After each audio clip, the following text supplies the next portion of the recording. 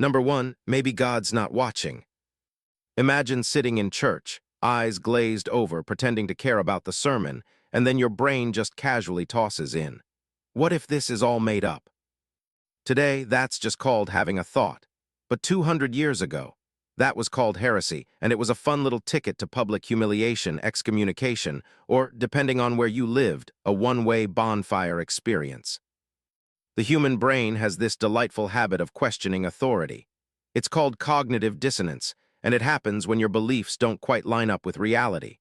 So your mind tries to smooth it over by poking at inconsistencies, like a bored cat with a thread. Back then, society was structured like a religion-wrapped Jenga tower. If one belief got yanked out, the whole tower might collapse, and guess who they'd blame for the rubble? Yep, you. And it's not like people didn't have these thoughts. They did. But the difference was, thinking them out loud, or worse, writing them down, meant you were either crazy, possessed, or French. Ironically, those blasphemous little "what if" thoughts are the same kind that launched the Enlightenment, revolutionized science, and made democracy a thing. So next time you mentally question the divine while microwaving a hot pocket, remember, you're only alive because you live in a time where thinking doesn't get you smoked. Number two, what if I just left? Ever been stuck in a family dinner, chewing bland turkey, listening to Uncle Gerald explain crypto, and you suddenly think, what if I faked my death and moved to Iceland? Totally normal. But in the 1800s, that kind of thinking was considered moral decay. Loyalty to your family, your land, your name, that was sacred. Even dreaming about ditching your life and starting over made you suspicious. Suspicious people were usually witches, traitors, or French again. Seriously, the French were everyone's go-to scapegoat. But here's the thing, your urge to bail on everything and go feral in the woods is a deeply human survival response. Psychologists call it escape fantasy, and it's how your brain processes stress when it feels trapped. It's not about being ungrateful, it's about seeking control in a world that feels like a hostage negotiation with your calendar. In 1823, you couldn't just bounce. You had a social role, farmer, wife, blacksmith, chimney child, and deviating from that role was treason against society's expectations. Now you can have 6 different careers and 2 astrology signs by age 30, and no one's burning you at the stake. Yet. Number 3, what if I'm not straight? Imagine being 14, watching a historical drama, and realizing you're paying a little too much attention to the sword fights and not nearly enough to the damsel in distress. Your brain goes, interesting. Boom, that's it. That's the thought that in the 1800s could have gotten you imprisoned, institutionalized, or dead for being yourself. The idea that people could deviate from rigid binary gender or sexual roles wasn't just taboo, it was illegal. Entire medical systems were invented just to correct people whose brains weren't following the Victorian script. And if you dared to say, maybe I'm not like the others, you weren't just weird, you were a social contagion. Today, we call this sexual orientation, and we understand that it's a natural part of human diversity. But for centuries, it was treated as a glitch in the system. A dangerous one. Like being gay meant you were plotting to collapse civilization, one soft cardigan at a time. But let's be real. The only thing threatening about queer people in the 1800s was how much better they dressed. Number 4, I don't want kids. You ever hold a baby and think, wow, no thanks? Congratulations. You've just had a thought that would have had 19th century society building a gallows and sharpening pitchforks. Back then, having children wasn't optional. It was the whole point. Your value, especially if you were a woman, was directly tied to how many screaming potatoes you could crank out before your uterus gave up. To say out loud that you didn't want kids was like saying, hey, I'm rejecting nature, God, my husband, the economy, and probably gravity too. But not wanting kids, totally normal. Modern psychology calls this voluntary childlessness, and it's more common than ever. It's not selfish, broken, or weird, it's a personal choice. But in the 1800s, it would have been interpreted as either demon possession, hysteria, or being. You guessed it, French. Here's the twist. The world is full of amazing people who didn't reproduce. Artists, scientists, rebels, and inventors who decided to skip the diaper phase and focus on, I don't know, inventing electricity. So yeah, not wanting kids, that's not a crime unless you time traveled to 1840. Then, Maybe keep that thought to yourself. Number 5, I don't believe in marriage. Try saying this in the 1800s and watch a Victorian aunt faint on a fainting couch on purpose. Marriage wasn't just a personal decision. It was your economic, moral, and spiritual contract with the universe. And if you didn't believe in it, you were clearly unhinged. Or worse, a free thinker. But let's zoom in. The institution of marriage back then wasn't about love. It was about land, legacy, livestock, and if you were lucky, not being paired with your cousin. To say, I don't believe in marriage was like walking into a bank and saying, I think money is a myth, socially suicidal. What you were actually challenging was the entire structure of property and patriarchy. Marriage was how wealth moved, how names stayed relevant, how people controlled women's bodies without making it sound like control. So refusing it, that was practically anarchist. Today, you can swipe left on 100 people and still not get arrested. But 200 years ago, being single past 30 was a sign you were cursed. Literally cursed. Like maybe you talk to cats too much cursed. Funny how we now throw divorce parties and back. Then they threw you into social exile for skipping the altar. Number 6, what if work is a scam? Okay, picture this.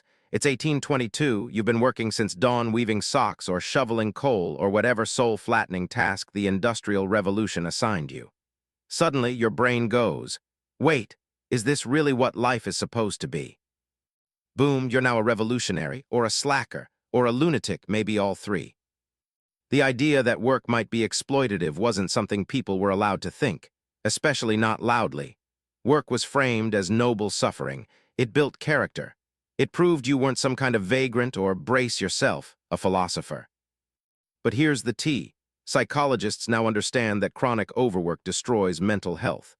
Burnout isn't just feeling tired, it's your brain saying, hey, we're dying inside and I'd like to file a formal complaint. Capitalist cultures have done a spectacular job of branding exhaustion as success. But if you dared to suggest, in 1820, that work should be fulfilling or, God forbid, humane, you might have ended up with shackles or sermons.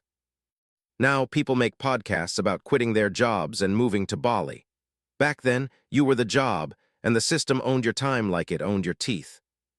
Number 7, I talk to myself. You're in the kitchen, alone, talking to your toaster about how rude your coworker was. Just you, your bagel, and a full-blown dialogue that would confuse a security camera. Today, totally normal, quirky even. Oh, I just process out loud.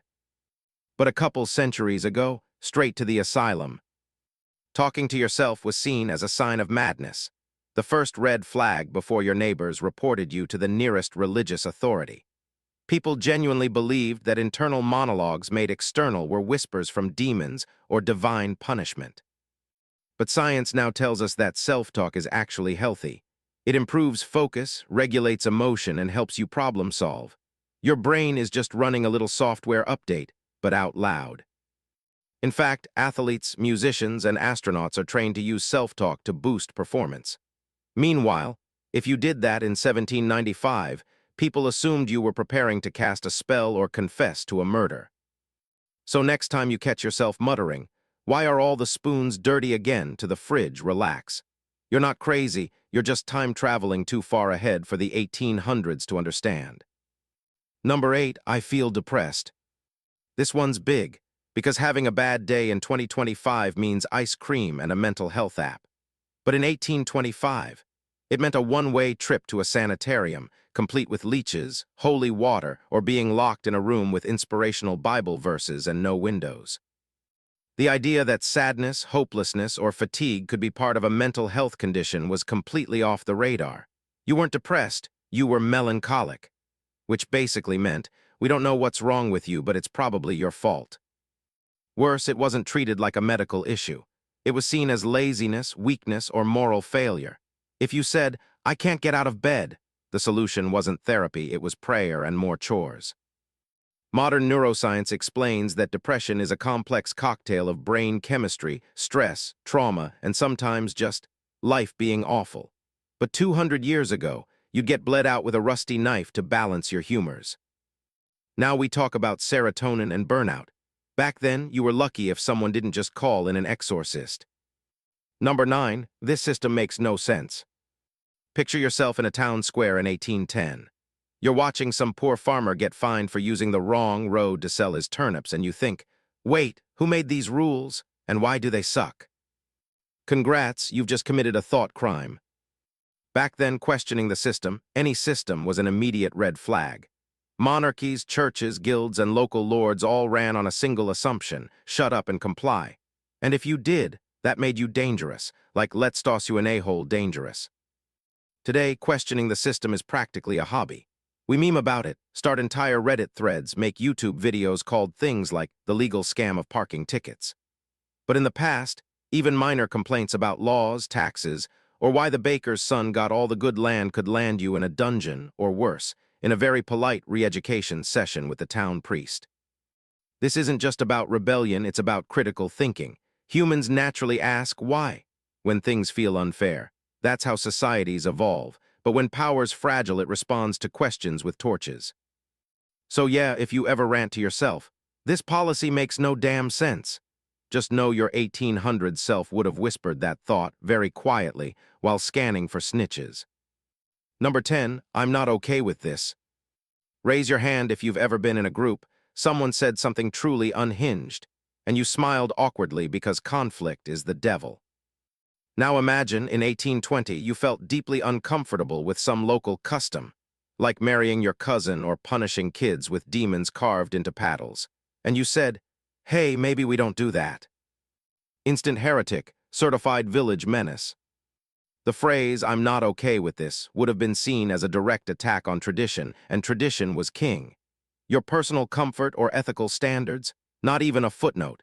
Society functioned on conformity, not introspection. Today, we encourage boundaries. We talk about personal agency, trauma responses, and even have whole Instagram accounts dedicated to saying no. But if you dared to express disapproval in 1820, that wasn't considered brave. It was disruptive, immoral, and possibly a gateway to Satan. The world didn't care if you were psychologically unraveling, as long as you wore the right hat to the right wedding and never ever complained about how the town butcher looked at you. So yeah, you being not okay with stuff, healthy, evolved. Try telling that to someone in 1806, though, and you'd be branded a threat to polite society, or a witch, always a witch. Number 11, I don't want to be touched. You're in a crowded tavern in 1792. A stranger grabs your shoulder, leans in close, and starts shouting something about barley prices. You recoil, you say, please don't touch me. Oops, you just insulted the fabric of social etiquette. Consent wasn't a thing. Physical boundaries weren't a concept. Being touch-averse wasn't seen as a personality trait, it was seen as a character flaw. Like, what's wrong with you? You too good for hugs. Modern psychology understands that people have different sensory thresholds. Touch can be calming, triggering, neutral, or overwhelming, depending on trauma, neurodivergence, or just being a human.